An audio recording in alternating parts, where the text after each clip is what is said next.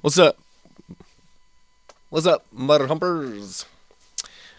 Hi, how are you doing? It's been a few weeks. I apologize. I'm sorry. I'm trying to get my shit together. Okay. Okay. Okay. Hey, what's up? Welcome to the podcast.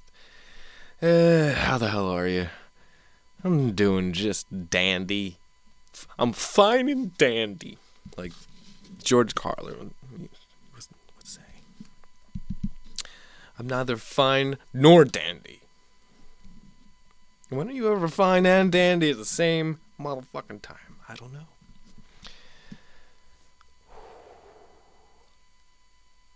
It's the 15th, the 17th of January, 2019. Can't believe it's half gone already. The month. We're already half a month into 2019 already. And I hope things are going good for you. And I hope that they continue to fucking spread, blossom like an eagle's wings. And you are just being lifted by the wind. That'd be my heater, which blows hot wind. Perfect timing, you fuck. So, I don't know what that song was in the beginning. It was just something I was playing as I was waiting for my friend to be ready to podcast. And, figured I'd just leave it on there. I don't know, I was just doing some sound tricks and playing some riffs and trying to come up with some melodies. That's how I write songs, though. Not a lot of the time now. Now it's like I write a riff and then I write the whole fucking song around that riff, including the drums and bass and all the other guitars and stuff, and then I'll go back and write words to it afterwards. But when I first started playing guitar, I would write the little guitar riff and then I'd try to like hum something to it that sounded cool. And then I'd come up with a song. Have a little cool part that you could repeat a couple times and then go into a softer version. Verse, chorus, verse, man.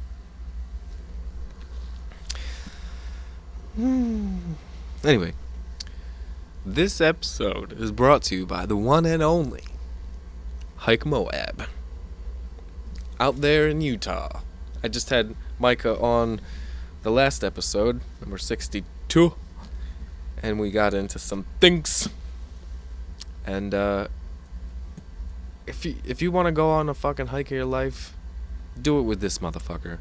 Go out there. Just plan your vacation. Set it up now. He gives you more than a hike. It's not just a hike. He gives you the history and his own, feelings towards things. And he shows you cool shit on the hike, not just you're going on a trail and that's it, And you're out in fucking Utah, man. They filmed Westworld and a bunch of other movies out there because it's beautiful. And people want to be out there.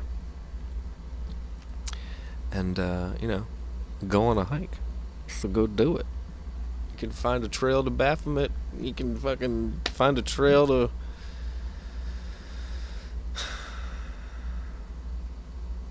back where you started so you can just go home. I don't know. What the fuck am I talking about? Use code word 1x1 and get a discount because that's how he rolls. Go visit Micah Hatcher and Hike Moab. MoabHiking.com. That's that. This is this. What do you want? I don't know. It'd be kind of weird if I had another sponsor to like go from Hike Moab into something else. It'd be cool though. It'd be really cool because Anyway, I had a wonderful conversation and you're about to listen to it he's not my new friend. We've been friends for quite a few months now, but this was like the first time we actually got to speak to each other. And then we spoke for almost 2 hours. So I really hope you enjoy. He's making a fucking name for himself in the Photoshop and graphic design field, areola, on Instagram, Twitter.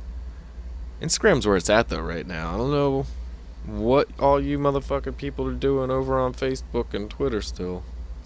But I mean Twitter's still pretty big, but like Facebook, I barely even talk to my family on there anymore, and I don't even I really don't. It's like for local stuff. Instagram and Twitter's for like the world. Let's see, I don't know. My Facebook is opening up. I mean, I'm friends with people on there that are cool too, and all over the place. I don't know. What the fuck am I talking about? But yeah. Anyway, he's a really sweet fucking dude, and you know, every time that I talk to anyone, it's like I learn something fucking new, and I look at something in a different way, and this is another one of those times. This is another one of those fucking times. So thank you very much, Joseph Harris, and everyone else. I mean, he doesn't really give his name out on his photo show. He doesn't put at J Harris on there, at Joseph_HAF. No, it's, you know him. X. Photoshopped as fuck.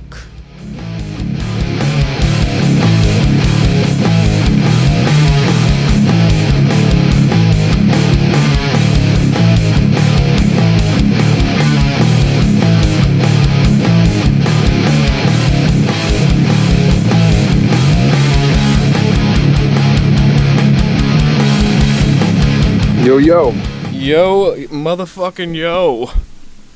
what's up, brother, man? Hold on, let me put this on speaker so I can actually hear you. Can you hear me now? No, I've been able to hear you. I'm good. Hello? Can you hear me? Yeah, how's the connection for you, bro? Mine was perfect. Cool. So, should be good. Glad we got to fucking Cool, finally do man. this, man.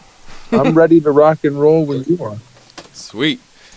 Dude, it's been elusive. That back and forth. We've been playing Not It.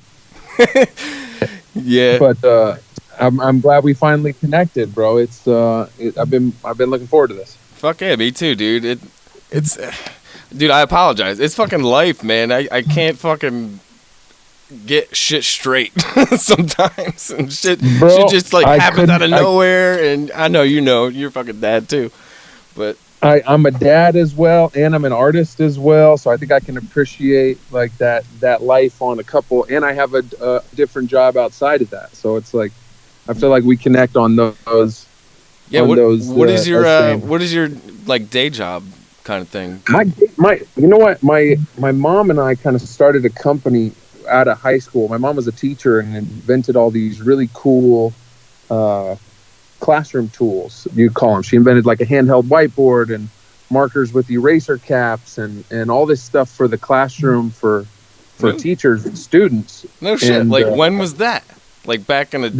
That was back in like 2003, I would say, was kind of the beginning. 2002, 2003 was like the real like kickoff year, and then from then it grew. It was just an eraser, and then it turned into a handheld whiteboard and a whole line of like kid friendly dry erase products. And so I kind of took on the role of graphic designer and salesman and head of marketing, and you know what I mean. As a small family company, I had to wear a lot of hats. So yeah, that's awesome, man. That's fucking cool as shit.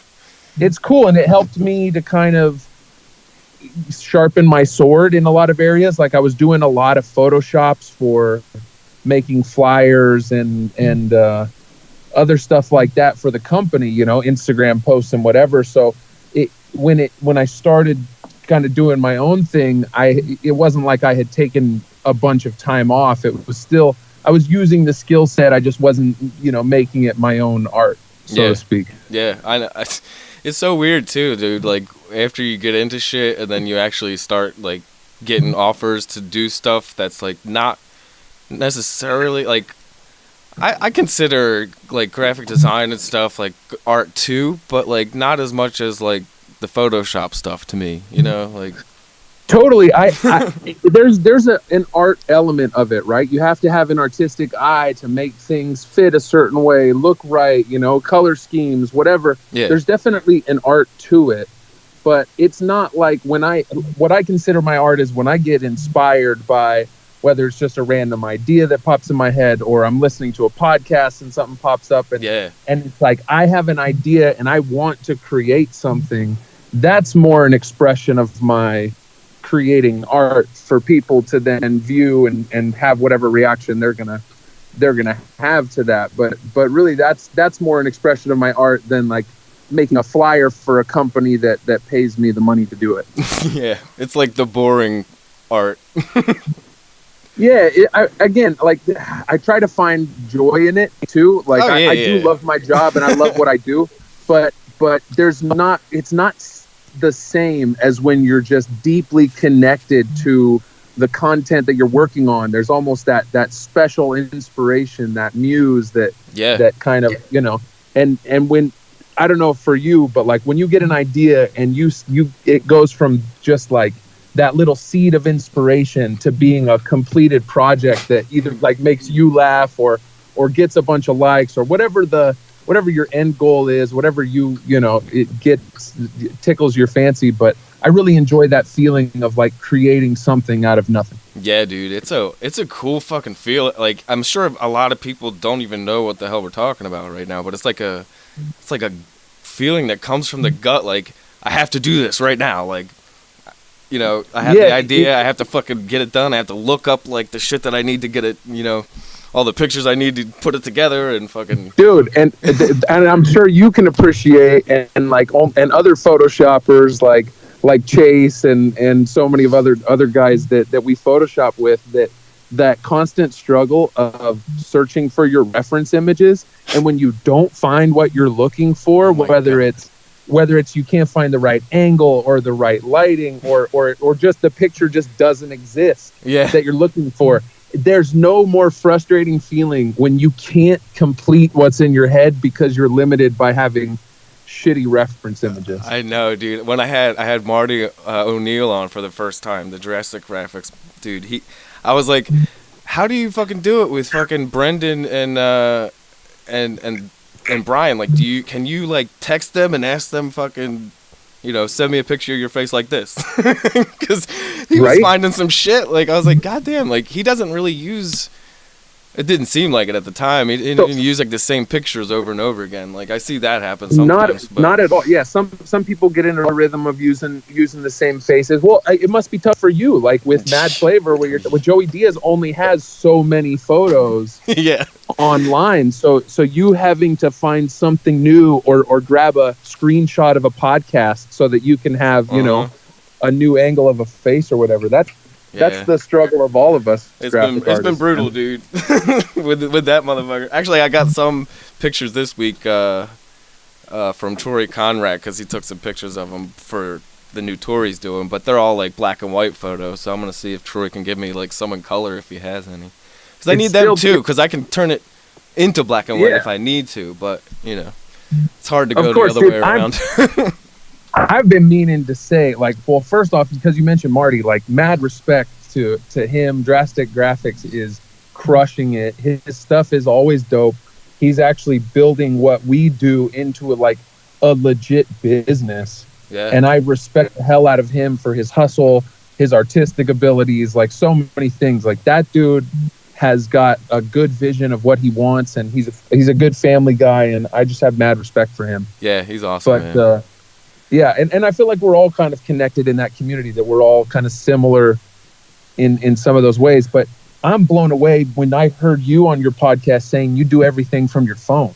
Yeah, still fucking do, dude. I got the Affinity program for my new laptop, but it's like I only have so much time, and like I have to do certain things. So it's like, do I go to sleep for 3 hours today, or do I fucking stay up and learn this new program? You know, dude. I respect that, but dude, you're so fucking proficient with a cell phone. Like for a Photoshopper, some of the stuff you do and how detailed it is, and how the graphics, the filters you throw on it, and just how you just do really sick work for it all being on a phone. I just have mad respect for that, because that's something I couldn't do. Like I've tried to do some phone edits, and it's like I feel like I'm fumbling around. Oh, dude, you'd fucking tear it up if you just fucking gave it a try, especially if that's all you had to work with. That's all I fucking had at first, because I didn't have a laptop to get real Photoshop. And, out of necessity, dude. Yeah, dude. You've been crushing it for a while, though. Like I've been a fan of your work since before I ever connected with you in the chat room, in the CCC. The shout out to the Comedy Content Collective, all of our yeah. Is that them vibrating your phone too, dude? Oh yeah. They're can you hear that on your end? Yeah, dude. I'm trying to turn that like totally off, but I don't know how. Your phone vibrates? Like, is your phone? Oh, wait. Are you on Skype with your phone or your laptop? Yeah, I'm just on Skype with my phone, just because my kid's still up. I thought she'd be out by now, but she's still up, rocking and rolling in the living room. So I just felt like felt like it was probably safer to talk out in my car. Yeah. How old's your daughter? Dude, I got a 1-year-old at home now. 1-year-old? She just turned 1. Yeah, 1 in December. Yeah. Oh, congrats, man. Growing up fast. It's crazy, man. How old's yours? He's 1.5 now. He's only 2 in June, but still, dude, it's fucking quick as hell. It's amazing, dude. And it gives you a whole new perspective on life, and it makes you hone in on like your time, right? Because you have to be so proficient with those windows of time that you find to do your art or to do work or whatever it is. Dude, luckily I've like bringing back fucking Marty, dude. I had him on like a couple of months or maybe a month before the baby came, I think it was. I forget. But it was very soon before. We're talking about it because he's like on kid number 3. And yeah, dude. I was like, dude, how the fuck do you do this shit with a fucking full-time job and then worrying about the baby coming, and like how am I gonna do it with the baby there? Like, this is gonna be nuts, dude. And he was just like, dude, you're just gonna have some fucking sleepless nights, and that's how it's gonna be for a little while. You know, if you want to build anything. And I have mad respect for what he's doing and building and everything. And I kind of like, I don't know, like since hit that podcast with him, I wanted to maybe try and do kind of the same thing, because I pretty much have built that, but I don't have like, I don't know, I don't have the, uh-oh, I lost you. Oh shit, are you back? Yo, that was totally my bad. I bumped it as I was trying to turn off. It's all good. I was trying to turn off those Instagram notifications to get all those buzzes out of there, and I bumped it up. That was totally my bad. No, that's cool. I thought it might have been my poor. You were in that conversation. No, that was all me. You were saying that you were kind of aspiring after talking to him about like making it more into a business and taking it more seriously in that way. Yeah, I really like totally got inspiration from him to want to do that and at least try to build what I was doing up a little more, and I have a little bit more than that since I talked to him that first time. But like, it's just weird, man. I don't know how the fuck he did it. He had to have just taken that fucking jump and just fucking quit the day job and just fucking tried it.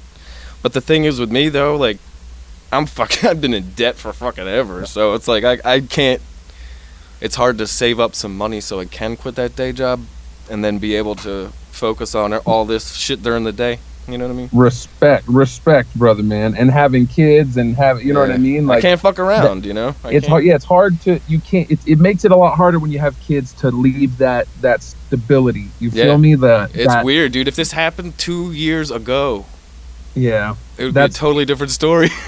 Yeah, exactly. No, it's 100% true. You know, my wife and I were talking about that, how even though I've been starting this journey and I've been just loving the comedy scene. I've only been to like a couple of comedy shows in all of that span of time, and we had it been before my daughter was born, my wife and I would have been there every weekend. It would have been like, yeah, fuck it, let's go to the Comedy Store, you know. Yeah. But having that kid at home, and we don't have grandparents around, and you know, having a younger kid, we don't really do the whole babysitter thing, so I just don't get out, you know. But yeah, I've been really fucking lucky with my situation. I have both of my parents, they watch him a couple days during the week. We have a babysitter now that we do take him to, because he did get a little older, so it's like, and he's like, dude, he's in the fucking like 90th percentile for like height and all that shit, so he looks like he's 3.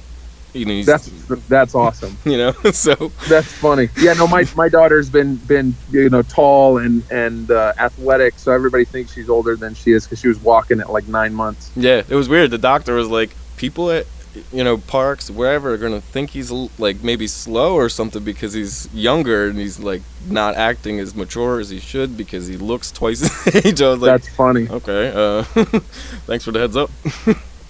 Dude, it's such a joy to watch your kids grow, and you know, you see little bits of you and little bits of their mom, and you're like, oh shit, that's me. That's me. You know, that reminds me of me or whatever, and getting to watch them go through all those firsts, you know, like, oh, this is the first time they got to go to Disneyland, or the first time they got to try this new fruit or this new whatever, you know, like we haven't introduced chocolate or any of that yet, but it's like you look forward to those things now, whereas in your 30s you're like, oh, whatever. Yeah. Before you have kids, you know. Yeah, man, it's a different fucking world, man. I'm glad I'm here, and I don't regret anything, but it's just like, damn, how come technology couldn't have fucking hooked me up a couple years earlier? Because I would have been doing the same shit, you know. Respect, but the universe is never late. Like you're more ready for it now, and like I thought about that. The universe has better timing than we do, and as much as I've wanted certain things, I want this now, it's like I wouldn't have handled it as well had I had, you know, what I have now then.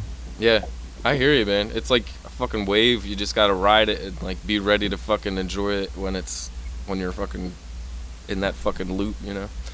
That's what the fuck is up, man. We only get one trip around this thing, so make the most of it. That's my whole thing. Hell yeah, man. So how long have you been doing the graphic design and shit? You said your mom did that in 2003, but were you doing that stuff back then? No, so I mean, I've always been into art of different. I worked in different mediums. I used to doodle and draw all the time, and then I got into painting a little bit. But then I got sidetracked. I was into sports too, so I went into football and college football, and after getting hurt there and going a different route, and kind of like I found my way back to art, like I always do. And I was gonna go make movies. Like I wanted to go down to Hollywood and direct movies and shit like that. But it's funny how the path goes. Like I worked in the film industry and had some pretty amazing jobs in that world, but it's not necessarily a fun life, and there's no guarantees, and you end up like working really long days in a job that could end tomorrow due to no fault of your own, you know. Yeah, based off this network canceling a show or doing that. Like it's got some weird stuff going on, and it's a hard life if you want to have a family and a life outside of that.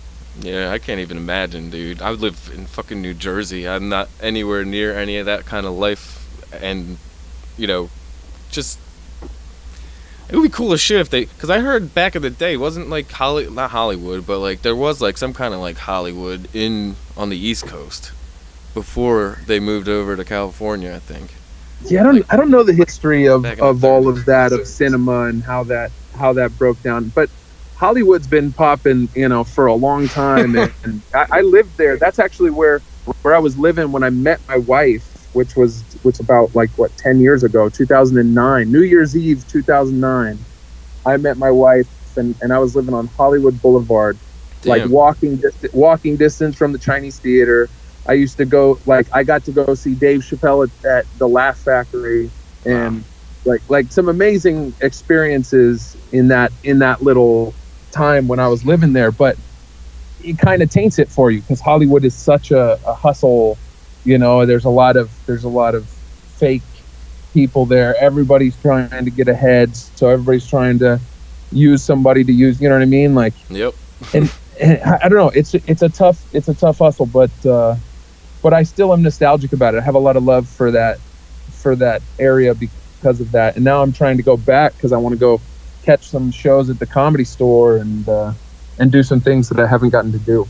Hell yeah, man. It's crazy that there's nothing really that big over here too. So I feel like I need to fucking take a trip out there and fucking just say hi to everybody. Dude, you should, man. You need to make a trip. I'm trying to talk you and David both into just leaving the East Coast and moving out here. The more the merrier, man. There's already a ton of people over here. I'd rather have more cool people that I connect with and get along with, man. It's that comedy content collective for like it has been a lot of fun just connecting with other like-minded artists and people who are into the same stuff and who get the podcast jokes and all that. That's fun for me. Like I didn't expect that when I got into the whole photoshopping thing. No, it's a different world now with fucking social media and the community that it can fucking bring, dude. Especially when you find or when you start out being a cool fucking person and then you want to start something like that, you know, like what Chase fucking put together, you know. Dude, Chase is the man. Shout out to fucking Chase. He's you know, kind of the instigator of the whole. We started back in Sober October, you know. That was fun.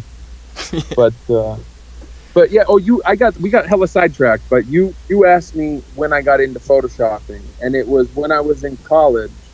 I had a friend who I did a lot of video work with, and he kind of opened my eyes to Photoshop, and he had it on his computer and let me kind of play around, and I was hooked. Like, yeah, I started making posters of my friends and, like, you know, putting people on. Yeah, I think that's how everybody kind of starts, is right, like doing goofy shit of yourself, and like I would take my Europe photos and, you know, put my faces on all the statues and just, you know, ridiculous, stupid stuff. But you fumble and you're terrible for a while, and then over a while you learn and you pick up little skills and you kind of fumble your way through it. And so yeah, so ever since college, so since like I'd say 2006, 2007, I was doing, you know, a lot of photoshopping. Yeah. And you've been strictly on Photoshop?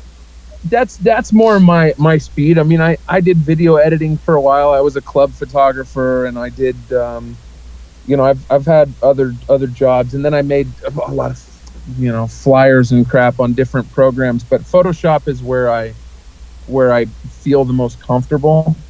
Dude, you're fucking quick as fuck, dude. And people, I've heard like David and I think it was Chase too say something about how you plan shit out. Somehow you know fucking what these motherfuckers' jokes are gonna be ahead of time. I don't know. Well, no, it wasn't that. I was actually, that's funny. Chase brought that up. I had dropped Chris D'Elia as an eagle in the back of a post, right? Like kind of blurry in the background of a post I did of Theo Von as the Rat King and Brendan Schwab as the Bee Sting. And he was wearing the Fighter and the Kid belt, and I was gonna have a whole second post of Chris D'Elia ripping the belt off of him, you know, like holding the rat by one claw and kind of hanging down, and holding the belt kind of on his way to Mordor to go melt the belt, so to speak, right? or I would, you know, I just wanted to do something where it was like D'Elia playing with Theo. I love the back and forth there, but then they did the whole thing where they flipped it and Theo Von won again, so it kind of ruined your scheme, ruined my plan. And then not long after that, a couple people like Photoshop Steve and some other people dropped D'Elia as an eagle, and I was like, whatever. Yeah, like I don't I've moved past it, but sometimes I'll start one Photoshop and it'll be like, oh, this should really be like a whole series, right? Like this could be one thing, but instead I might as well make these 5 photos and kind of, you know, something that you can flip through.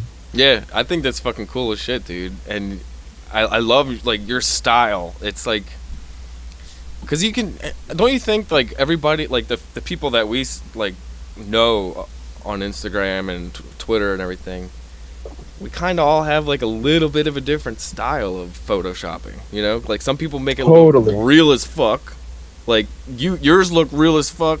Photoshop Steve's look real as fuck. I make them once in a while like that. Just, I don't know. Sometimes it doesn't work. Because most of the time, honestly, dude, I mean, you see mine, like they have like this kind of all like cartoony looking Photoshop. Well, yeah, effect that's to 'em. but I dig that. I dig that yours have a vibe that's like yours feel just like you said. You have a style. Like I can look at one that you did, whether it's posted by Joe Rogan or by Mad Flavor, or you know what I mean, whether it's Joey Diaz or anybody else that's posting your stuff. I know it's yours. I don't have to see the tag. You know what I know, mean? and I feel the same with you, dude. Yours are always like bright colors and fucking. It's like eye catching. You just have that fucking that skill, man. It's fucking good. I dig it, dude. I appreciate that, man. It's I tried to like mix up and learn new things, but I like to also kind of always have a bit of. I hope that people can recognize my work, but with Photoshop, it's tough because there's a lot of people who are really good. You know, there's a lot of people who are really good in our group, and yeah, it's hard to stand out in a world of lions. You know, like there's so many fucking badass people out there that inspire me, and I see their work and I'm like, oh, that was dope, or that was a great idea, or that inspires me to do something else. But it keeps pushing me to learn new stuff and to try. Like I started playing with some of the phone apps, like after I've edited a photo, throw it in and add some little After Effects stuff, just because I see you guys doing that, and I think, man, I don't want to get left in the dust. I don't want to, yeah, dude. You know, if somebody hits me up and wants a piece of content and it's like, hey, can you turn that into a video? I don't want to be like, duh, I don't know. No, but I know this guy who can. No, but let me hook you up with my homie. Yeah, no, I mean, wanna be that's able to cool do it. too, but yeah, you got to be able to do it yourself. Yeah, man, but there's some people that have an extra element, dude. Like Drawn from the Mind is such a unique fucking character, both in personality and in his art. You know what I mean? Like his stuff oozes like that's Nathan, right? Yeah. Like it's and it's crazy. undeniable. He does like a Photoshop / draw trace job drawing. I don't know. It's like weird. Like Right, yeah, I'd like no, to he- see how his whole process. Like I want to see him put it together, like one of those like, you know, an hour in a minute video kind of things. And he's so, you want to talk about fast, dude is lightning fast. Like he has ideas and executes those ideas lightning fast. And he also, like you, is working from a phone. I think the dude, he just got a tablet or whatever. I think his fiance got him one as a gift. But even with that dude, legendary. He's super fucking talented. fucking being able to work on the phone, like besides it being super convenient, it's even more convenient because you can work on it while you're taking a shit, dude. You're maximizing your time, man. I work on my laptop a lot, but I don't usually bring it in the toilet Well, with me. everybody's got the fucking phone in there anyway, so Yeah, I fucking see, take advantage that of would be it. efficient though. You're onto something, man. That's maybe you start a segment to your podcast where it's just like 10 minutes of porcelain wisdom. Yeah, shit talking photoshopping. Shit talking Photoshop. Fuck yeah, man. Dude, it's fucking Just nuts, dude. Getting it done on the pod. I love it. It's but it's, dude, that's the world we live in. It has changed so much. If all you need is a phone and some fucking drive and passion to want to do something, and everything you want is at your fingertips on your phone. I think that's fascinating. Fuck That yeah, that's man. the world that you know, our kids are going to grow up in a world where the information age is different than when you and I were young kids. We didn't have it like that, and that fascinates me. Like, what's the world going to be like in in 10 years when my daughter's, 11 years old, or in, when she's 18 and leaving the house, like, what's the world going to be like then? That's crazy.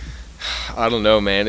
I feel like it's either gonna just chill and be the same for a little while, or it's just gonna explode out of nowhere. Like the virtual reality shit, the augmented reality stuff. Like, well, technology's on an exponential path, right? Like technology gets exponentially better every 5 to 10 years. Unless the government holds it back.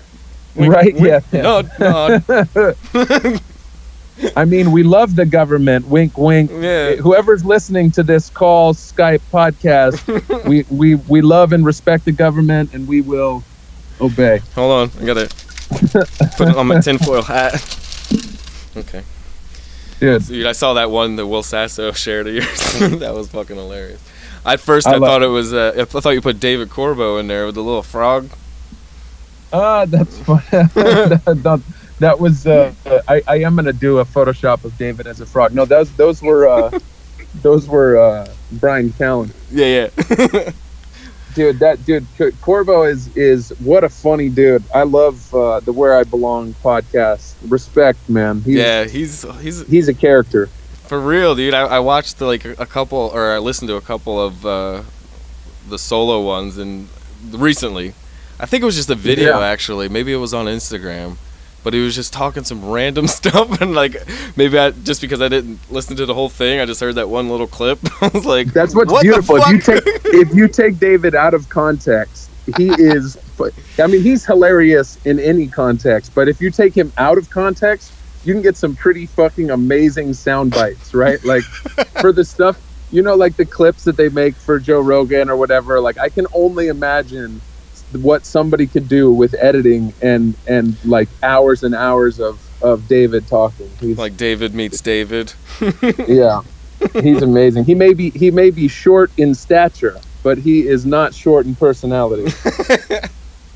Dude, they've been jabbing him so hard about about how tall he is in the chat room. That's been one of my favorite jokes. How tall he is? Yeah. Why? How tall is he? Is he I think on like if you measure him, I mean with like I don't know, are we talking centimeters or are we talking like feet? Inches? I think he's 4'6" on a good day. You're lying. But when he wears his work boots, I think he's his 4'7". His welding boots. His welding boots, yeah. His fabricator boots. No, dude, I don't know how tall he is, but I'm loving the jokes. Yeah, it's so like I have the day job and everything else going on, and I told Chase too, like, fuck man, I wish I had time to like go back and forth with you guys, but every time I do go into Instagram, like it seems it's vibrating like dude, it is a wormhole of fun and ridiculousness and shenanigans, and I love those guys to death, and it can be super entertaining. But I totally get I'll be on a flight. I just took a trip to Hawaii, and I was away from my phone, and I missed so much stuff. Yeah. But anytime I would get a few minutes, I would go through, and I could scroll through for minutes and just be entertained by the nonsense back and forth and the funny things that what I think people underestimate about all the Photoshoppers and everything. They're all comedians in their own right too, right? Like these are all a group of funny people, and there's a lot of good camaraderie and back and forth. I think so, man. It's just like how fucking like musicians want to be comedians and comedians want to be musicians, and it's just artists want to fucking be artists and other kinds of art, especially when you're fucking inspired by these motherfuckers and they make you laugh, you feel like you want to give them something back. That's how I felt in the beginning. That's it. That's 100%. Like, I feel like that's how you started. You wanted to give back. You watched a podcast. It inspired you. It made you laugh, entertained you. And kind of you using your skill set were able to give back to help promote that podcast or, share a little love back. You know what I mean? Yeah, man. And now it's getting even cooler, like, to be able to do it, like, with... There's a shitload of like video apps now. Like, you got the iPhone? Yeah, I do. Yeah, of course. I mean, you might have heard me tell David about it, but Enlight Video Leap and the Enlight Photo Fox. Those are the two, like, the one's a Photoshop kind of app, and the other one's like a video one. And you can do layers just like Photoshop, and it's fucking badass, dude. You pay like $3.99 a month for each one, but I had to move to that. I'm down for always like learning new stuff. When after we disconnect, I'll have you shoot me some info on those, because I'm definitely down to. Cool. Man. I'm definitely down to check out new apps and learn new stuff, because it's about staying fresh with my skill set. I don't want to be just a Photoshopper. I want to have a well-rounded skill set. Look at how fucking talented people like Jenna Sunday. You look at her stuff, dude. She's fucking nuts, man. Like, how holy the fuck shit, yeah, dude. She does amazing video work. She does dope Photoshop. Yeah. She crushes like drawings now. So you see the one she drew of like Theo Vaughn. Like, oh yeah. She's a super multi-talented artist. She's doing comedy now. She tries out some comedy too. So. See, we're all fucking comedians. We want to be. We are all comedians, dude. In our own right. You know what I mean? I feel like you have to have a good sense of humor to do this shit. Yeah, I've actually met. Well, I saw Jenna on Instagram. Remember the one post me and her made, like the same exact post almost. The same exact Photoshop.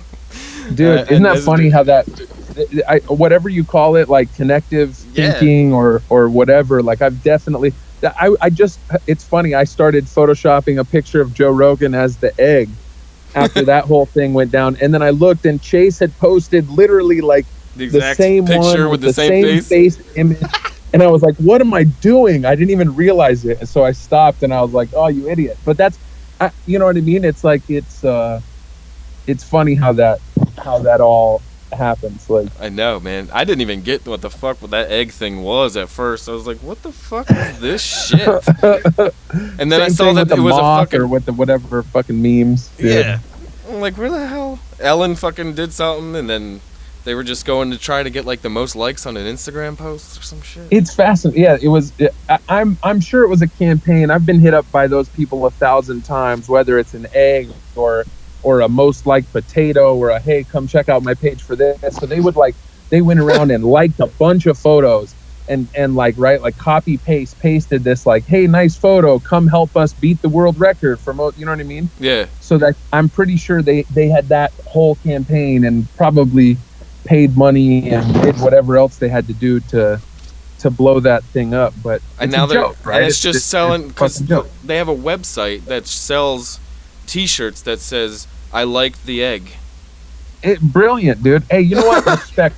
Anybody who is capitalizing on this internet age, in whether it's selling goofy fucking egg T-shirts or you know, whatever, dude, respect. I respect the hustle, and I have admiration for people who are out there doing it, man. Yeah, man. I need to get the fuck on it myself, dude. I've gotten like a bunch of like over the past few years working with Joey and stuff, like I haven't really gotten to make any like new T-shirt stuff for him or anything yet, even though that's what I'm supposed to be doing.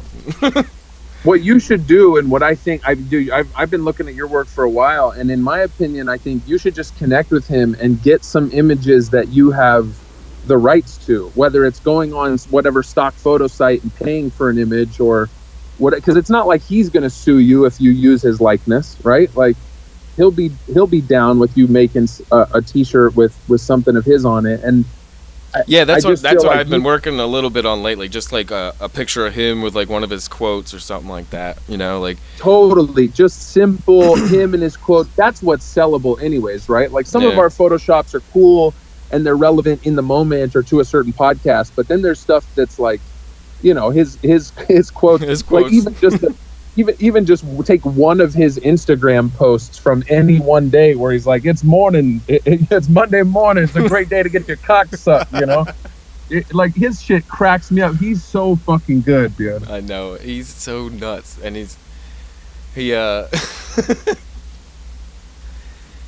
I'm dying to go see him live. Have you said you got to go see him live, right? Like you got to like hang out with him and shoot the shit and go see his live show? Yeah, I the first time was before, it was like a year before I started working with him.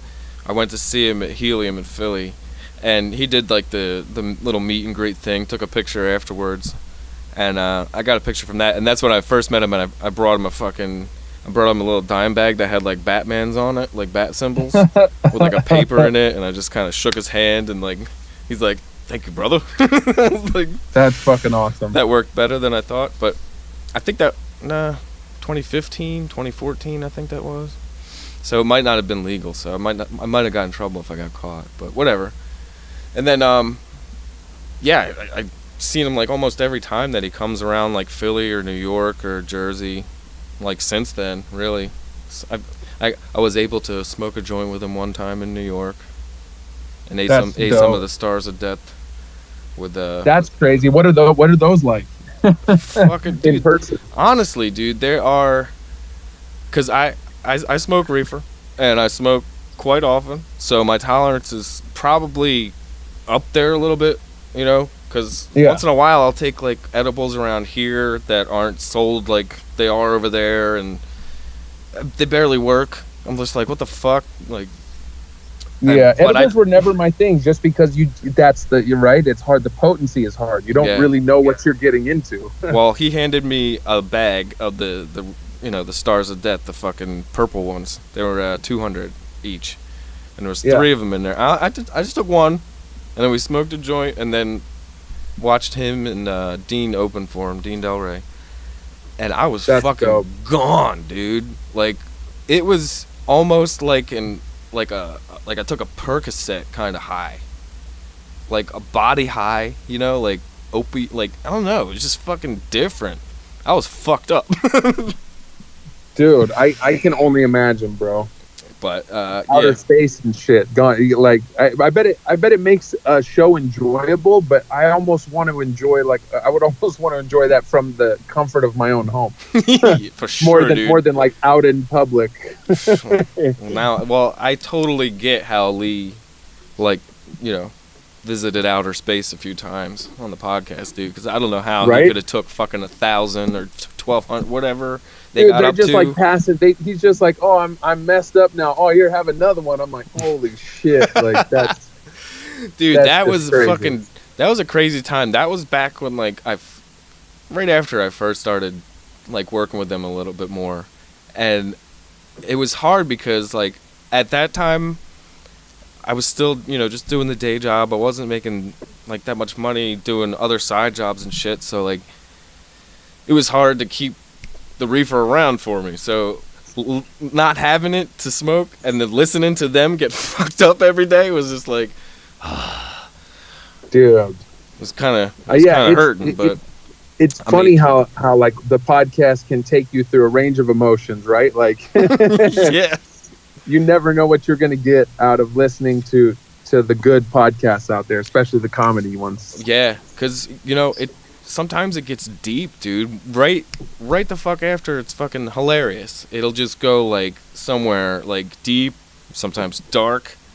Yep. And that's when I feel like the listener connects with these people that are on there, Like that's when I feel like the fucking heartstrings are fucking tugged, and you kind of get more interested in the person. That's how it happened for me. I feel like it's almost like therapy for them too. Like them talking it out, and like after you look at Joe Rogan, dude. After like 2 hours in, those guys are loosened up.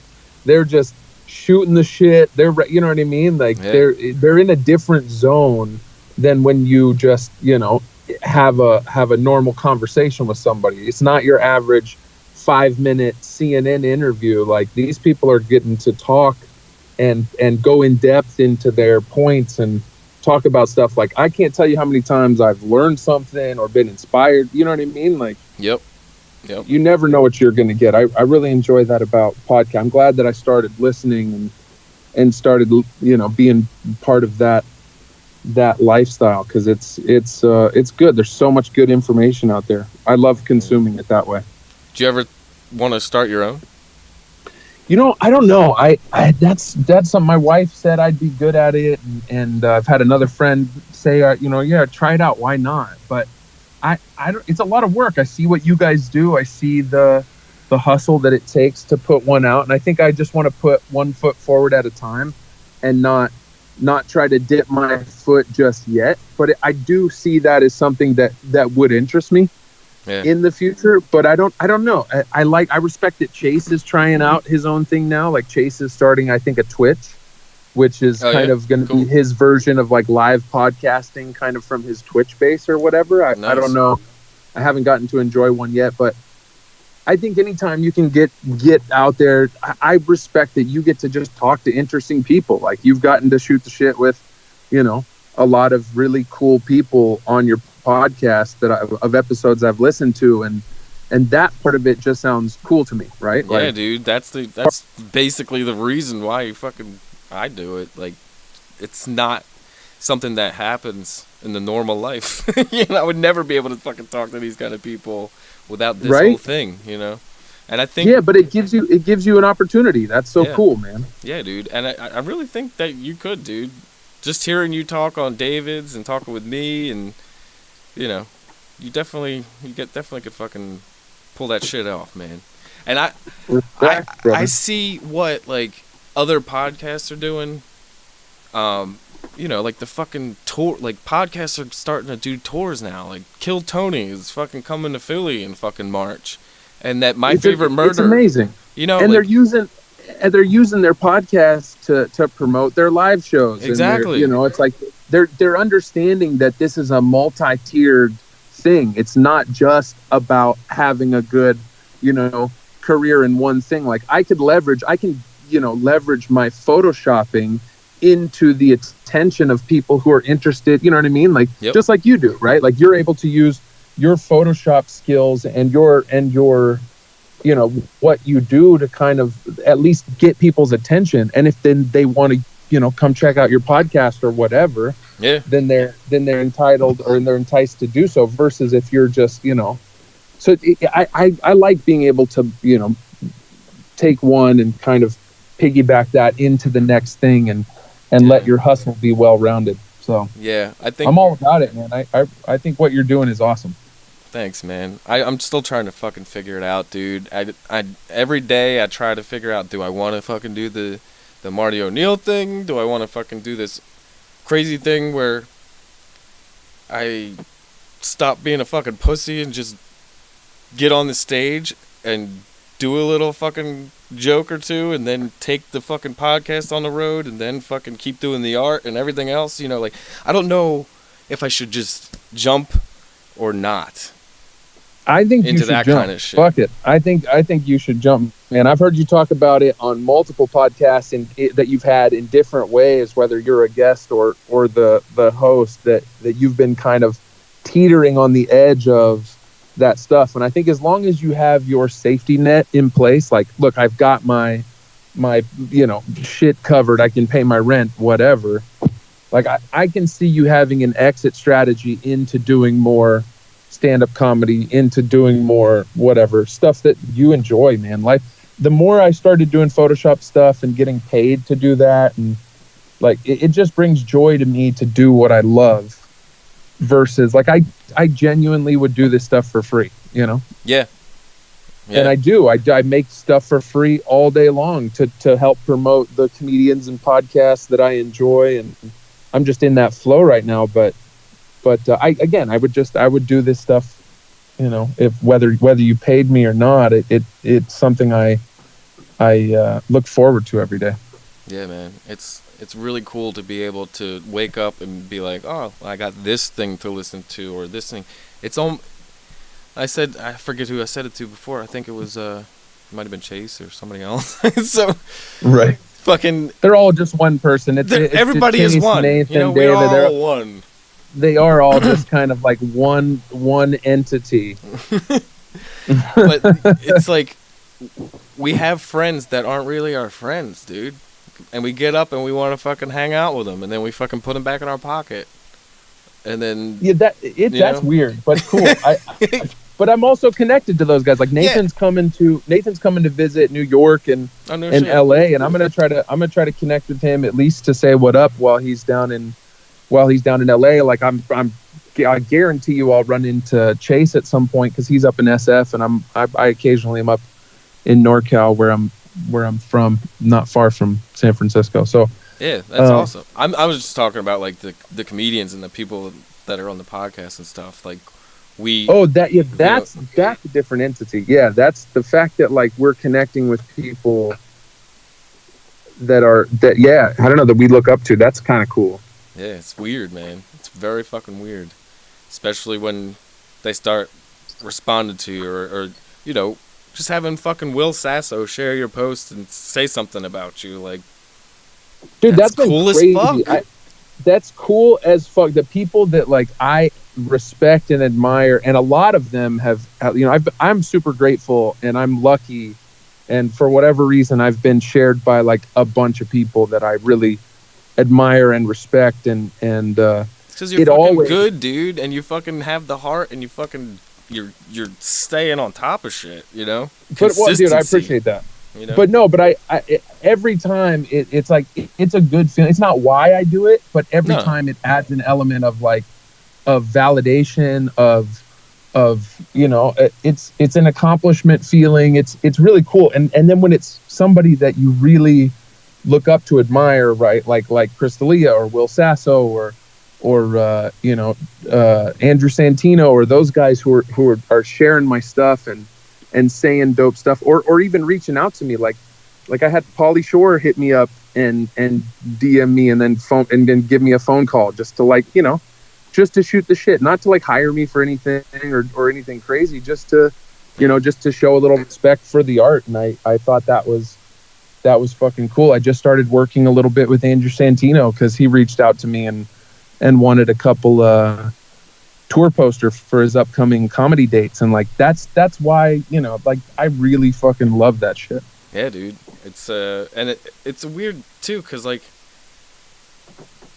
I never thought that I would fucking work with these kind of people. You know, I always thought I would just be fucking doing a stupid job, fucking whatever. I never, cause I used to be into music and well, I still am, but I used to be more.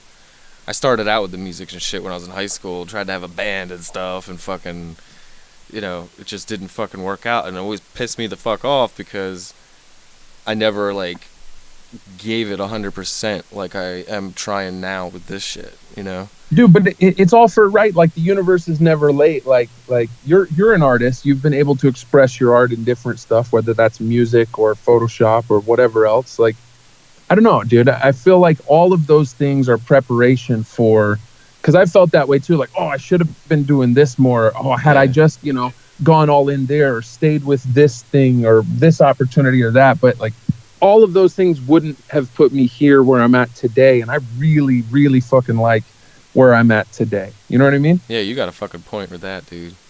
Because who knows? If I would have fucking went 100% back then with that, I would have maybe never met the girl I'm with and not had the It could have baby. changed your whole life, You know? in a Right. different way. And you could be living a whole different. I'm fascinated by those movies, you know, whenever they do those, like, oh, this shit could have happened, or that The you change butterfly one effect. little thing. How fucking fascinating is that, right? Like you Yeah. leave your house 10 minutes later or 10 minutes earlier, that changes your whole fucking day.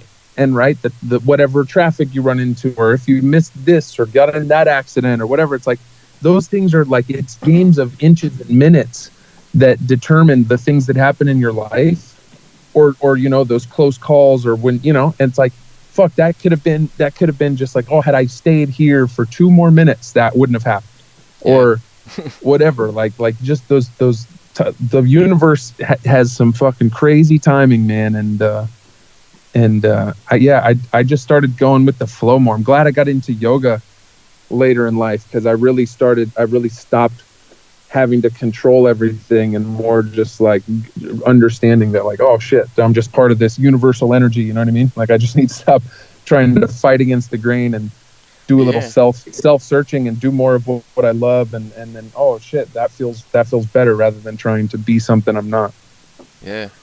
Dude, I'm telling you, this fucking podcasts are a form of fucking self-therapy, dude. Because you're making me fucking open my eyes to shit.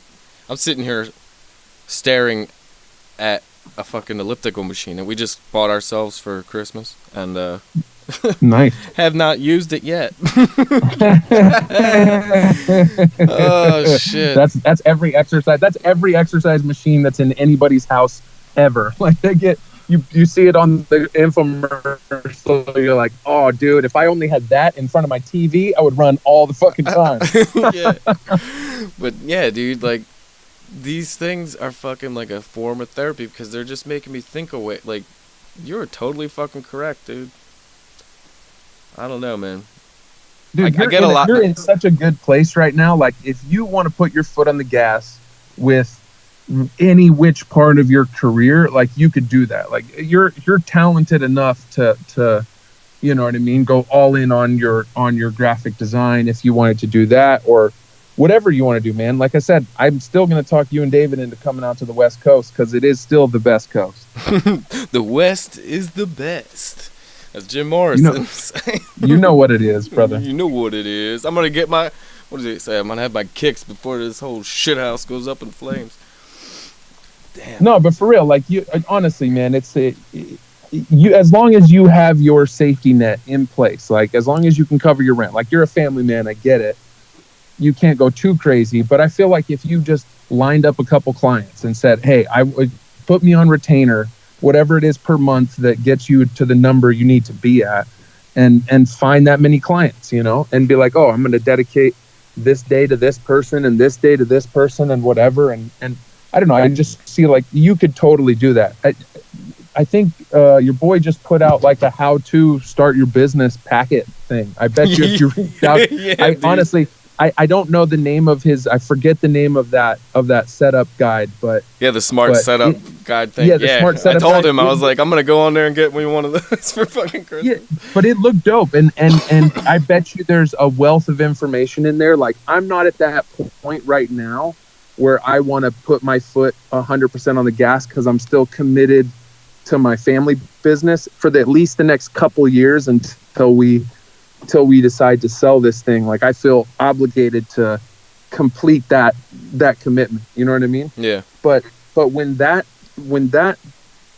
has ended, when that part of my life is over and I go all in, like that's the kind of information I want to consume when I'm, you know, like I watch a lot of Gary Vee, and that motivated me to start my own Photoshop thing and do more of what I love. Like I just listen to those guys and I get motivated, and then being around other people like Chase, like those guys who are super motivated and doing shit. Like I don't know, I grow through osmosis, you know, through being around people that I respect and listening to people that I respect. Yeah, dude. And that's one of the biggest things that I've learned from listening to all of these fucking podcasts is that you have to surround yourself with like-minded people in order to grow, you know, and be as happy as you can be, you know. 100%, dude. I've had a couple of close friends from I got a couple really good friends that I've kept from like high school days, and then I got one or two really good friends. Well, one that particularly, you know, I've been close with since college, right? And the reason why is because those people continue to motivate me. They continue to like inspire me. I have a lot of love for them and their significant others, and you know what I mean? Like, yeah. But I no longer surround myself with people who don't lift me up. You know what I mean? Like, yeah. My group of friends is small, but they're all people that I respect and admire. Yep. It's a small trick, but it's fucking works wonders, man. Especially if you know somebody that's like, you know, not in a good spot. You can see when you get to that point, and you can like see like, damn, dude, maybe you might not be fucking hooked on this or fucking pissed off about this if you didn't fucking hang out with all these assholes, you know? Like, yep. Sometimes you need somebody to like slap you in the face like that. Yeah, perspective is a motherfucker. Sometimes it's really hard when you're in the box, right? Yeah. When you're in the moment to see from that outside perspective. But other people a lot of times will wake you up and be like, yo, you're really still hanging out with that guy, you know? And you're like, oh, it seems totally fine, but you don't see, like, some people just have a different perspective, and but yeah, dude, but that's life. But I think the more people that you surround yourself with that do lift you up and push you to that good place, like that's why I like being part of the Comedy Content Collective. Everybody in there is fucking talented and pushing each other and creating cool shit consistently. And I think if we weren't all in there, we might not be putting out as much stuff, or if we, who knows what we would be doing separately. But I think together and collectively, collectively, boom, dropping knowledge. But collectively, I think we're stronger and we push each other.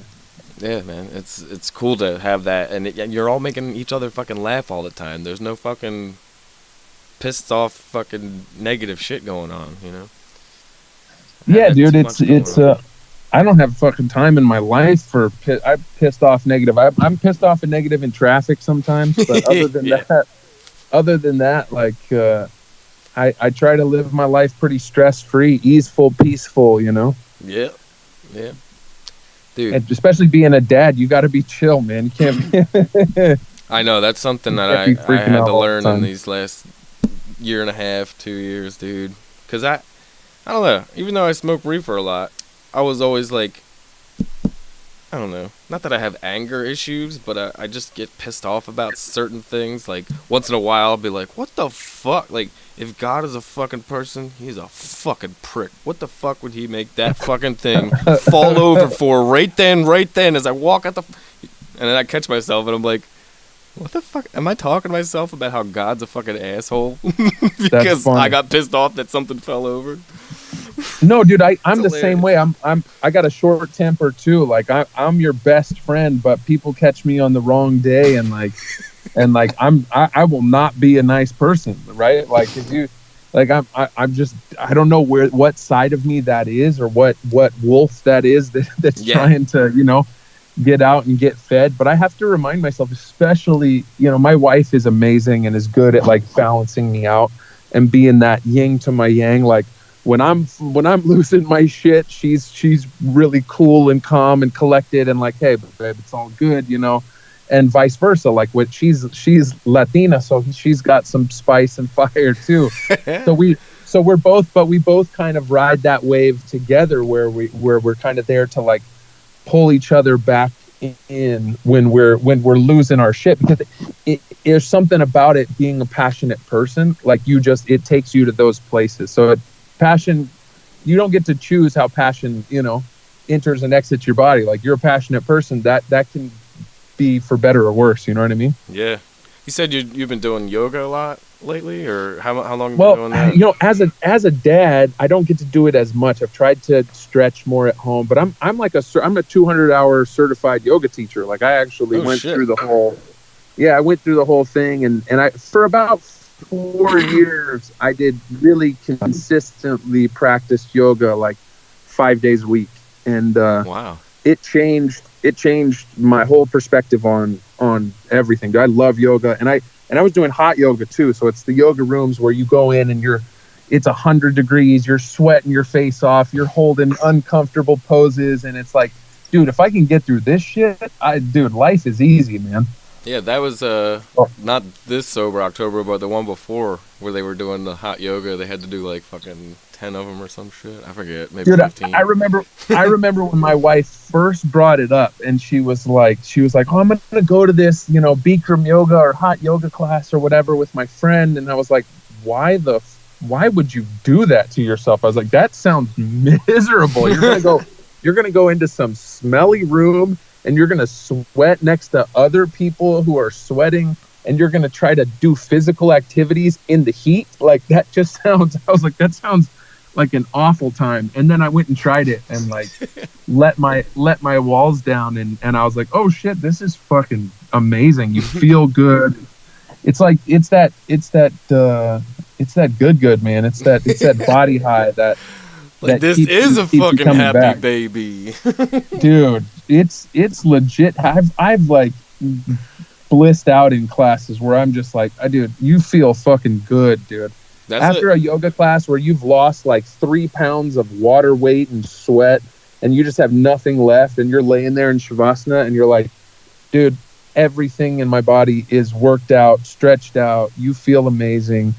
I recommend you try it, dude. If there's one thing you try, go into a hot yoga class somewhere near you. I guarantee you they're offering a free class or a free week or whatever, and just fucking try it, dude. I strongly recommend that to all of it, especially guys like us who sit at a computer or a phone or whatever a lot. Is just getting more stretching. I need to hold myself accountable because since being a dad, I don't get out as much as I should to do that. No, man, and we got the elliptical, and I'm like, I want to get on that thing, but like, I feel like I need to stretch and do, because I'm not like, I'm just out of shape, you know? I'm not like overweight. I'm just like totally fucking, I haven't exercised in years. Do you have a dog or anything like that? No, we have 2 cats. So. Well, just take the kid out, like throw the kid in a stroller or whatever, and take longer walks. I would recommend. Because I just read a thing about how just crazy beneficial walking is. Like in countries where they do more walking, or in places like San Francisco where people walk more, they're just healthier. Yeah. I try to get, like, I'm in a fucking cubicle all day. So. Oh, it sounds miserable. Dude, it's fucking death. But it's cool when I get to take a break and fucking make something funny. But I try to get up and walk around as much as I can, but it's really not a lot. And I feel like my body's fucking just cringe, like just slowly like getting rigor mortis or something while I'm alive, you know? Well, you know what it does? Like if you stop moving around and lubricating your joints and everything, like you have this connective tissue, this fascia or whatever that's kind of wrapped around your bones and ligaments and holding everything together. And if you're not stretching and moving, like you see old people who are just stuck, you know what I mean? Yeah. And then there's people like my grandma who've been doing yoga for 60 years, and she's still moving and grooving. So it's that old saying, if you don't use it, you lose it kind of stuff. Yeah, it's true. You gotta stretch and bend, and yeah, man. I was thinking about getting one of those. Actually, my girlfriend has one of the balls, those workout balls. But I think people would look at me pretty funny if I wheeled one of those in there. I'm pretty sure that Chase is photoshopping you on top of one of those balls as he's on his own ball.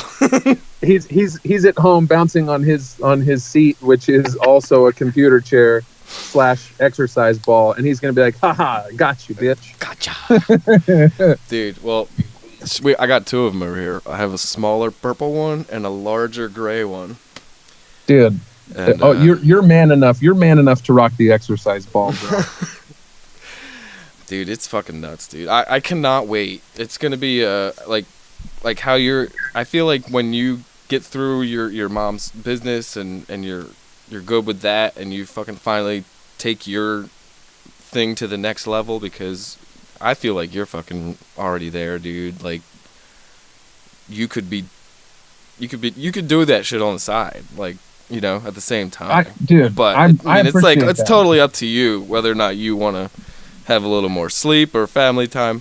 I get it though, because it's getting on my nerves. Like, I love doing what I'm doing, and I'm working as hard as I can to get where I want to be.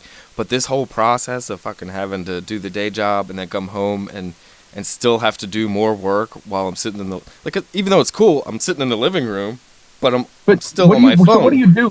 What do you do in the cubicle? What's your day job? I forget. I am the referral department of this law firm.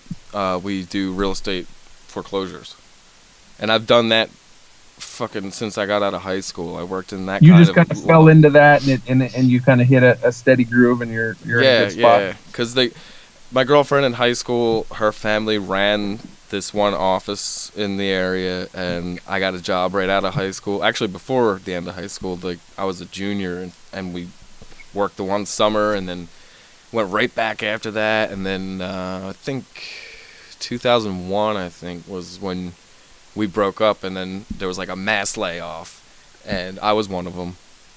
So, bam. So from there, I went to like a restaurant, another restaurant, a place, and then I eventually was like, fuck this, I want to try and find another office, because it was like easy work, and it was more money than I was getting fucking work doing physical shit. So I was No like, shit, dude. yeah, it's fucking So crazy. have you ever shopped your skills as a graphic artist outside of that job, like to local businesses or to your friends' businesses or whatever? Because you got the skills to make content, for anybody, right? It doesn't just have to be comedians, right? Like you Yeah. could make your nut off getting a couple of side clients that just need dope Instagram posts. Yeah, I mean, I would totally be down with that, but I've never really like tried to sell myself, to anyone, especially like You never prostituted your skills on the streets. Nah, I never wore the fucking wig and fucking lit it on fire or nothing. You don't gotta turn off the red light. Dude, I think to the night.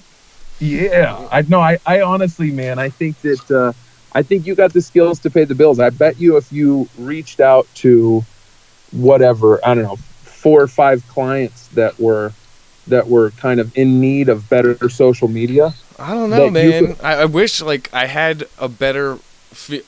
All right, I'm not gonna put any names out there, but I was working with a couple people, and it was over a couple years that I've been doing shit with them, and I just was like, dude, hook me up with a little bump, like I've been doing this for a while, like, what's up?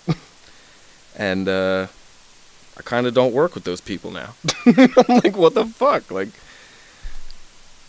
do I? Yeah, no, but like, that's the thing is you have to go establish yourself in a new relationship with a business or person that's Yeah. trying to build a brand, and with the precedent of like, I will offer this skill for this price, whether it's a retainer or hourly or on a project per project basis or whatever. Like, yeah, that was never. because I mean, there's nothing wrong with free work, especially for people that you like and admire and who could potentially help you get to where you want to be. No, I know, I get that too, but like, I don't know. Some of the. It's weird, dude. Some of the people that I've worked with, I don't know. They've got like other ideas or something.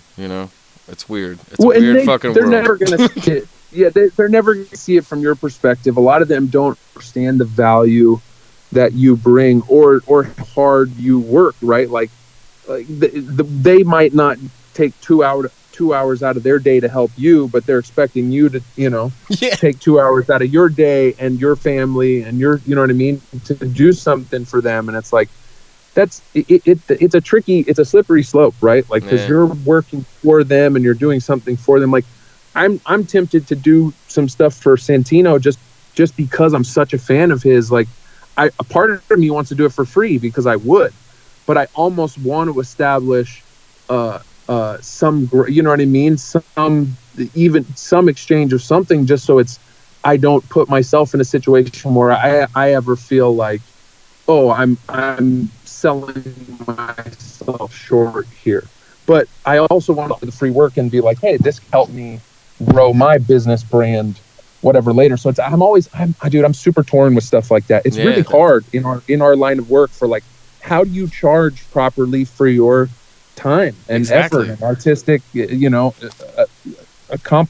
you can provide for a company is, it's not short of like life-changing for businesses. I know. I don't think that people realize exactly how much this shit is really worth. Like, even, I do shit for free all the fucking time, dude. I'm not like... You built that whole Instagram for Joey on your own, right? Like, nobody paid you at first. Like, that's cool that he ended up picking you up and making you his graphic artist, but you did a lot of that helped him in return, right? Like, had you handed him back that Instagram and been like, hey, here's this Instagram that I started and built for you or whatever, he can use that to monetize, to sell shows and tickets and whatever. Like, I know it's a powerful thing, building a brand and social media and good content, dude, because good content is not always easy to find. No, it's weird. It's definitely weird. I don't know, like you said, how do you fucking charge people, especially for social media stuff? Like, I've actually been like kind of like thinking about going and just like asking people what they charge, you know, just kind of. Yeah, no, and there's no shame in that game, dude. I reach out to other artists. I'm always curious what what other people are charging and what's their going rate. Like, I usually, when people reach out to me, my going rate's like $50 an hour when I'm doing just Photoshop work, right? Like if somebody hits me up and like, hey, can you do this? And I'm like, yeah, if I'm gonna take an hour out of my day to look for images, email this and do this and whatever, like, I have to pay myself accordingly. But when I'm doing work for somebody that like I really like, I don't want to have to overcharge them or feel, I want to do good work. So but it's always a challenge. Like, yeah, it's how much do you charge, or is it per project? Is it like, hey, for every one, but some might take you 2 hours and some might be 30 minutes, right? That's what I'm saying. Like, what the fuck? I don't know how to judge what to do. Like, I have, people like ask like, how much would you charge for a t-shirt design or something like that, and I'm just like, actually I'm not sure. Like, I'm pretty sure that I could pull one off now, like a vector kind of thing, but like 100%. But I don't know exactly. Is it? Do I just? Well, and that's graphic art. That's another thing you should look into, because some graphic artists will like to charge for like a licensing, like your right to use it to make money off of your design, right? Because selling it on a t-shirt is different than like posting it as a flyer. It's just different, but you can really charge whatever somebody's willing to pay you. That's, I mean, for me, I kind of go on a per project basis. Like, okay, this is worth this to me, or if I'm not excited about the project, then I hold firm at my rates, Yeah, and that's what I based it on, like whatever, how long it's gonna take, really, Yeah. Oh, 100%. You have to value yourself and your time, but you have to also be willing to do some free shit from time to time. That's kind of how, like, I don't mind doing a couple free things to hopefully lock down a potential client. No, hell no, man. And sometimes you get burned, and sometimes you end up making a couple things, and then so what, right? Like, you move past it. Like, yep. Even if like they just share it and you're not really ever becoming a client, just the fact that they seen you out there, you can go up to them and be like, yo, I made that picture for you. If you ever met them in real life, be like, I made that. That worked for me, dude. I met fucking Bert. I went to Bert's show when he stopped by Irvine, where I'm living, and he played the Irvine Improv, and I went with my wife, and he does the meet and greet afterwards, and I was able to be like, dude, I'm super grateful for you sharing. He had shared a couple of my pieces, and I was like, I just wanted to thank you. And he like stopped the line and threw me a shout out on his Instagram stories, and that was awesome. Just like, he was just a cool guy, but I just wanted to say thank you, just because I thought it was cool that he appreciated my art. But yeah, it gives you that connection, because we feel like we know them so well, right? Like, you listen to somebody's podcast all the time, and you feel like a sense of like, dude, I know this person. But they don't know you at all. Yeah, that's what's so weird, dude. And you try to talk, like, whenever I have talked to Joey, it's been a lot different, because he's been like ever since the first phone call with him, he's been like, it's weird. He's been like, he's part, like, a family member, dude. It's so fucking weird. I was so nervous the first time when I made that Savage Dad thing and posted it on fucking Twitter. And then he DM'd me and was like, I'm going to call you. And I was like, I was shaking, dude. I was like, holy fuck. What the But yeah, then dude, that's how fucking cool is that when it's somebody that you actually, like, admire. But and he is like Uncle Joey, dude. You said that in another podcast, that he straight up is like Uncle Joey. Like, he personifies that to the T. Yeah, and it's so cool, because I had uncles that are kind of pieces of him, but he's like all of them put together, fucking magnified. So it's right, and I don't know, man. It's just weird. I have this weird connection with him just because of the fucking Jersey thing and like all the shit that, I don't know. It's just fucking nuts. Yeah, dude. He's been through some shit, dude. He's had a fucking go of it, man. The dude has been through all from his childhood and the stuff that he talks about, like, to where he is now, and like selling out comedy clubs and doing dope sets. Like, he's definitely come a long way, to Netflix specials and everything, you know what I mean? Man, like, I can't wait to see what else happens this year besides the show, the Uncle Joey thing, which I don't even know like how far along that's coming along, because he's ever since like he announced that shit last like October, November, whatever. I haven't really. Yeah, production takes a while. There's so much red tape. That's the other thing I hate about that industry, is there is so much bureaucracy, right? Like, yeah. Like what the thing that would get made if it was just a director and the actors and the artists, Yeah. is very different than the stuff that gets put out thanks to all of the suits and the people at the top who have all the opinions and all the money. Yeah. He said he had until the end of November to come up with the pilot episode.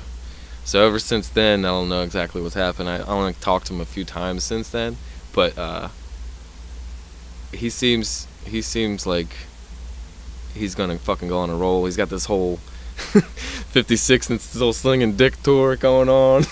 That's fucking funny, dude. Yeah, I loved his set on Degenerates, dude. He's a funny guy. He's one that I want to go see live, because I've heard that just the energy in the room, like he just feeds off the crowd, and vice versa. The crowd feeds off of him, and it just I heard he absolutely kills. Dude, yeah, he does, man. It's fucking, it feels like electricity in the air, dude. And I've taped like I haven't put them out like that fucking Louis C.K. fucking people, but a couple of the shows that I've went to, I have like his whole set on my phone. I just took my phone out and hit the record button on the voice message app.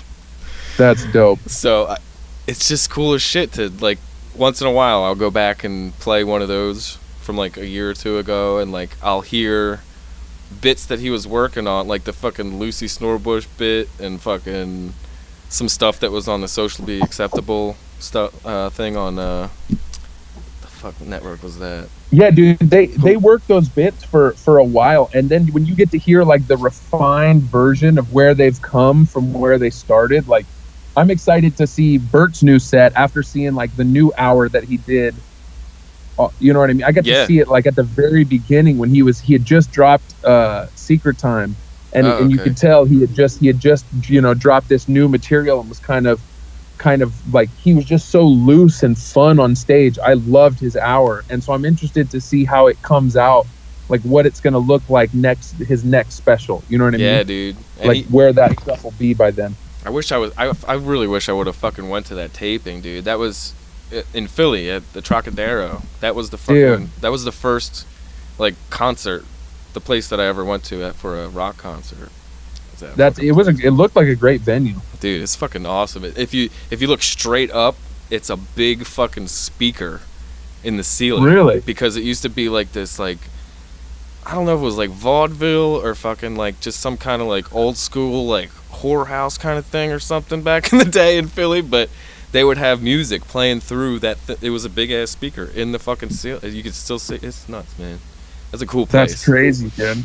I saw Silverchair there back when they came out with their third album in like '99. Dude, it's so funny talking to people about like the live concerts that I actually went to and saw, like, the people that you went and saw live and whatever, and it's funny now, but looking back, I remember being young and being like so excited to be at the Anger Management tour, right, with Eminem and Limp Bizkit and Stained and right, like Exhibit, like seeing all these people live and being like, wow, this is so dope. And now looking back and be like, yeah, dude, you went to a Limp Bizkit concert, bro. Well, dude, this is, when was that tour? That was like it was when I was in fucking high school. I don't know. It was late 90s. I was like, right? I was 17, 18. So yeah, whatever. I don't know. I'm old. Yeah. Well, so am I, dude. I'm gonna be 38 in September, dude. Yeah, that's wild. I just turned 34. So yeah, I'm getting up there. But we're around the same area as like. We're in the same generation of like, yeah, an appreciation for the 90s. Yeah, and what music was back then, but yeah, if I would have saw that Limp Bizkit was playing a show, and it was back then, and like they were playing with the people they were playing with back then, because that was what was funny about Limp Bizkit. They weren't really my shit, but I loved all the other bands that they fucking played with, like fucking Deftones and Seven Dusts and Incubus. Yeah, dude, they fuck, played with you a know? bunch of they played with a bunch of cool bands, and that particular show was, like I said, it was Eminem with Limp Bizkit and Stain. I think it was Stained and Exhibit. It was a really weird mix of like rock and rap, and then I went back and saw it a different year, and it was like more. It was all rap. It was Eminem with D12 and 50 Cent and then Lil Jon. Like I just went to so many funny like when I think about it now, like how funny I would look, just some big white dude in the audience just feeling like, you know. That's like my younger brother, dude. He's like fucking he towers over me. He's like 6'5", 6'6". But like, yeah, that's me. I'm 6'5". His first concert was fucking Boys to Men and like TLC or some shit, dude. Mama. And Yeah, get it. what's his name? Montel Jordan. Yeah, that sounds amazing, dude. Don't go chasing waterfalls, bro. Yeah, no, dude. I would totally fucking dig that shit, man. And that's a funny thing. If they did a reunion concert right now and they were playing like, you know, somewhere near my house, and I was like, oh shit, Boys to Men, I would go see that shit. Fuck yeah. But I'm old, dude. I love '90s music. Like if you catch me on Pandora or whatever, Spotify, I'm always listening to like '90s, whether it's '90s hip hop or '90s rock or alternative or whatever. Like I still somewhere, like I live there musically. Yeah, a lot. Me too, dude. I don't know what it is. Like I can get down with fucking some 80s, some very little 80s metal shit. You know, like that's what I really want. Like it would be so cool if I could sit down with fucking Dean Del Rey and Joey and be like, all right, let me fucking show you guys some like new shit that's like, you know, not somebody holding their nuts fucking going, ah! You know, like oh god. Yeah. Like I'm but totally isn't it funny cool. that generations, like, yeah, that's a very, it's only a certain type of people enjoy that, right? Like that. Like I'm down with fucking AC/DC and how he sings and shit, but when you move over to like Rob Halford, I'm just like, no thanks. It's not for me. And just like, but I feel the same way about this, you know, the mumble rap crap and the Tekashi 6ix9ine. Like I just don't. It's not for me. Like so other people like it. Obviously, it gets a lot of views and sells albums and whatever. It's just, it's not my jam, man. It's not, I don't want to be that old guy who's like, I don't get it, but I don't get it, man. I don't get it, dude. I don't know. It's weird. Like I like a bunch of different kinds of rap, but like ever since I started listening to like actually like paying attention to music, I started out with fucking MC Hammer and Vanilla Ice. Like that was my first interest into actual music, other than fucking Cher and all that shit my mom was playing when I was little. So like I love that shit, but ever since then, like I went from that shit to like the rock, and then right? I kind of went back and forth between Dre and Snoop, and like recently, I like within the last 10 years, I'm down with fucking Jay-Z a bunch too, like the Black Album, right? Yeah, dude, that's fucking shit. There's some great albums out, and I love a lot of rap and hip hop, but I kind of like, I just have to be in the right mood to listen to it. Yeah. These days, it's not for me all the time. There's definitely I go through waves musically. I grew up on jazz. My dad's a jazz musician. And, oh, cool. Yeah, and so I grew up on like jazz and Motown and like, you know, real music, you know, like my dad would be playing music and teaching choirs and shit all around the house. And I did you play anything or try? Yeah, I grew up. Yeah, I played saxophone for years, dude. I was in the marching band and in, you know, I love playing music, and I still have a love for music, but because my dad was so proficient at it and so good, like I felt like I had to go a different route, you know? Yeah. It's weird, but yeah, I got opened up to like amazing music, you know, a lot of Stevie Wonder and shit like that when I was young. Like that was my introduction to music. So that's awesome, man. I don't know what happened. Like I don't know what happened with my dad, but he didn't really like. I don't know. I don't remember him listening to a lot of like music in the car. And then whenever I was in the car with my mom, like she would put on fucking B101, you know, that fucking easy listening technology. shit. Yeah, technology wasn't the same. Radio was a lot more talk radio and a lot less music. You know, it's like when we were younger, it wasn't like I don't remember, other than my dad just being so musical. I don't remember the radio being, you know what I mean, like that cool of a thing to listen to back then. Yeah, but it must have been cool to like have that. But I don't know what I would do. Like if my dad was a musician or something, like I wouldn't have wanted to go ahead and do all the shit that I did too. You know, it's fucking nuts, man. Yeah, it's weird. It's funny how life shapes you. You know, what one experience does to you, what you think one thing is going to be. You know, like parents who try to push their kid to be something that they want them to be, but they don't really like it. And then there's other kids that grow up to be Tiger Woods, and you're like, you know, it's like there's just so many different routes that can change you and mold you and influence you in your life. And I don't know how much of that is like hereditary, like how much is nature versus nurture. Yeah. But like I think about that a lot more now as a dad. Like what can I do to positively influence my daughter's life, to give her skill sets that I want, that I hope that she has, you know, but also not trying to control that so that she just is who she is. And I just try not to fuck it up too bad.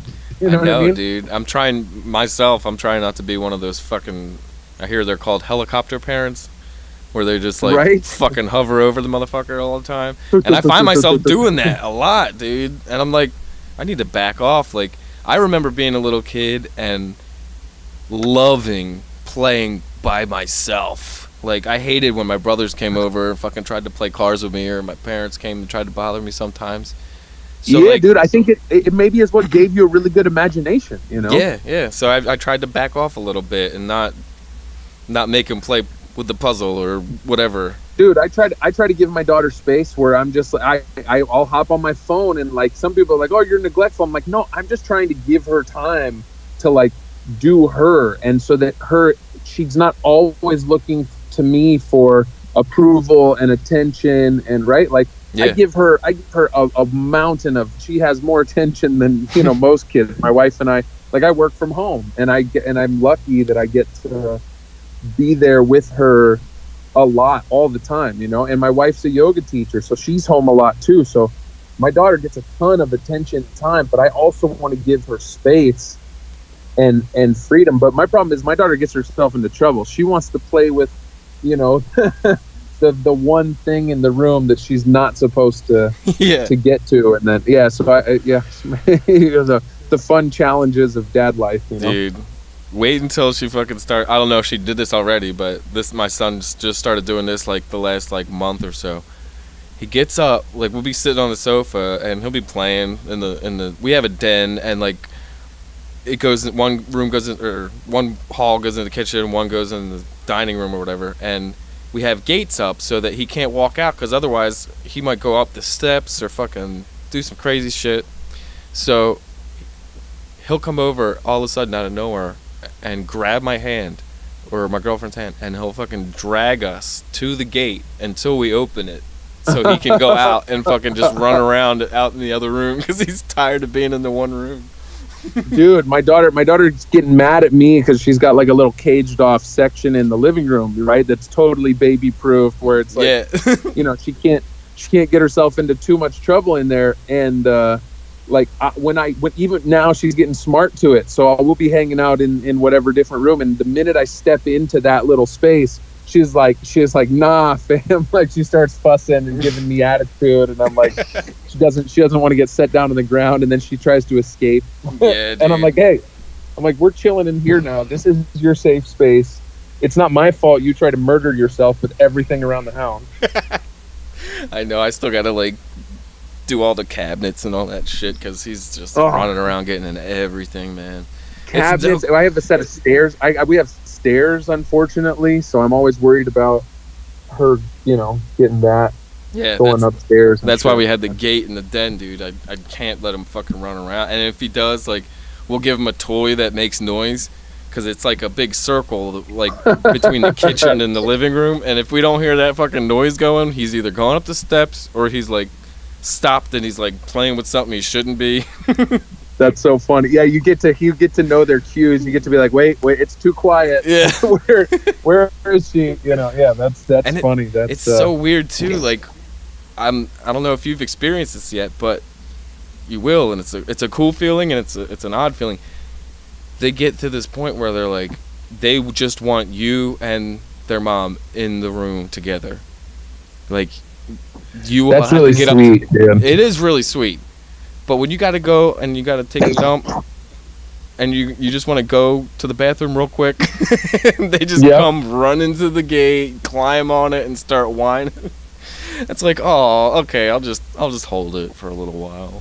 Right. Oh, dude, the things that we sacrifice for our kids' happiness, that's the best thing about being a dad, is it really puts you in a selfless place, you know, where you're doing for somebody else, and somebody else takes precedence in your life. But even more, you know, like having a wife and having that stuff, definitely, you know, you put somebody above yourself. But then it goes to a whole nother level when you're talking about your kid and trying to be a good dad is a lot of, you know, self-sacrifice of like, yeah, I'd love to be doing this right now or that right now, but I have to do this other thing, you know, and I want to. I genuinely am like happy to have that time and that one-on-one time with my daughter. I'm grateful to have the skill sets to work from home. Yeah, dude, it sounds like a fucking awesome thing, dude. And I don't see you could do it too, man. I honestly, dude, you're too talented to not like. I don't know, man. If you put in a couple of months of hustle and like locking down the clients that you wanted, I honestly feel like you could work more on doing what you do, you know what I mean, from your phone, and really be able to work from wherever you want. Dude, thanks, man. I'm fucking working on it, man. I just need to get everything in a row. I have so many like little things that I want to do, and like how long have you been married? I've been married. I got married in 2011, so I'm going on 8 years in July. Oh, congrats, man! I think it was 2012 we started to date, so we've been dating 7 years now. Nice. And it's long past due. The fucking ring and all that shit. Like we totally went backwards. Got, you know, an apartment together. Got a little frisky. Lived together. Yeah, man. Yeah, so it's like I need to do. I want that to happen. Because I don't know. I think I was talking to David when I told him about how I tried the University of Phoenix online, and I still have like $15,000 that I owe them. Like, and why? What bachelor's? What degree are you trying to get? Well, I was going for just a graphic design degree. It was like the online. Hopefully you learn some shit, because that college is overpriced if you're not driven for what you want to do. I honestly learned zero about graphic design it was 3 semesters, and each semester was 2 classes, and I had to take, because it was the University of Phoenix. I don't know, they're not accredited. Like you have to still take like prerequisite courses. No, yeah, you can't even courses. And back then you couldn't even transfer like you couldn't just transfer to another college with that stuff. You still had to go take all the general ed. Yeah. So I started out doing it, and I got that far. So six classes it was, a couple of grand each, and it was just fucking communicating back and forth with people, fucking not even really talking about graphic design. That totally sucks, dude. So many people get sucked into that life because of what they've been taught, right? It's like, oh, you have to do ABC to be successful. Yeah. And it's like, if anything, I'm excited that the world we live in now has kind of cracked that eggshell right open, and it's like, hey, you can do whatever you want. If you want to be a graphic designer, just do it. Just like show up, do it all the time. And that's how, dude, I'm self-taught in Photoshop. Other than maybe a couple of YouTube tutorials early on when I wanted to learn a skill that I just didn't understand. And I was like, how how are people doing this, you know? And I would look that up on YouTube and be like, oh, okay, now it makes sense. Yeah. But everything else I learned just from making mistakes and kind of fumbling my way through, like, oh, let me try it with this filter. Okay, that doesn't look right. Let me try this filter. Okay, well, what happens if I, you know, and then you kind of just find your way after a while. Yeah, man. That's how I learned all that fucking Photoshop But shit, dude. I YouTube. can't imagine paying somebody thousands of dollars. No. No. It's fucking nuts, dude. What? Yeah, dude. I'm glad that I didn't try to learn graphic design in school, because I feel like it would have taught me ass backwards. Like the world has changed, and you just have to find, like, you just got to find what makes you happy. And if you're my wife is starting her yoga business now, right? Like, she's a phenomenal yoga teacher, and she's beautiful, and she's bilingual, and she checks all of the boxes, right? Yeah. For somebody who could be successful in that space. She's just never, you know, put that foot forward and said, like, I'm going to commit to building my personal brand in this space. So, And she's got you.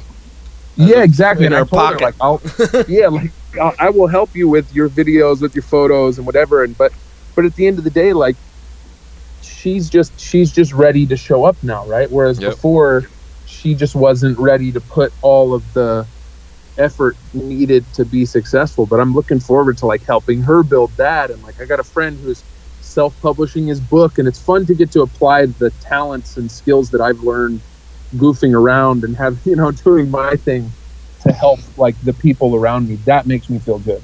Yeah, man. And it always comes back, dude. You know, that's how I Fuck feel. yeah, anyway. dude. Fuck yeah, it does. Like, when we send that love out into the universe, it's like, it's a magnet, brother. It brings it on back. Oh yeah, dude. This was a pleasure, man. I really enjoyed this fucking talk. It's been an hour and 45, just about. Holy crap! I didn't even realize, bro. That flew by. Dude, these things are like time portals, man. Because, you know, time does not really fucking exist. It's all in It does. It's all a figment of your imagination, brother. Dude, I love it. It's been a pleasure, man. And I'm grateful for you having me on and chatting it up and anytime, bro. Dude, we shall do this again. And thank you for being a fucking, because, dude, you're an inspiration to me as well. I don't know what the fuck, like, I wouldn't be doing this shit if I hadn't seen people do it before, and then continue to see other people do it fucking greatly. And, like, it's just so inspiring, man. Just like you said, I want to learn more and more shit.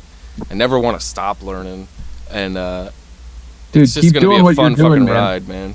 And come out to California soon and visit. And when you make that jump, swing by and we'll go catch a comedy show or something out in LA. Yeah, dude, for sure, man. I was just in contact with some dude. It's a possibility, March or April, that I might come out for one of those comedy chaos shows. Make it happen, Captain. I'm ready when you are, brother. All I need is an excuse, bro. Awesome, man. But yeah, dude, let's keep the creativity rolling, man. I keep creating. I love what you do, and you inspire me, and yeah. Keep doing what you're doing, bro. Same to you, brother. Thank you for giving me some of your time. Give your wife and your daughter my love, because that's all it's all about, man. Fucking family. Dude, without them, none of this is possible. And that's what I say too. Same to your wife and kid, dude. Thanks for giving us the time to chat and Photoshop and do all that nonsense and just have fun with it, man. Hell yeah. Awesome, dude. I dig it, brother. I'll talk to you again soon. Hit me up anytime, man. I will, brother. I'll talk to you later. Latris on the menge. Peace.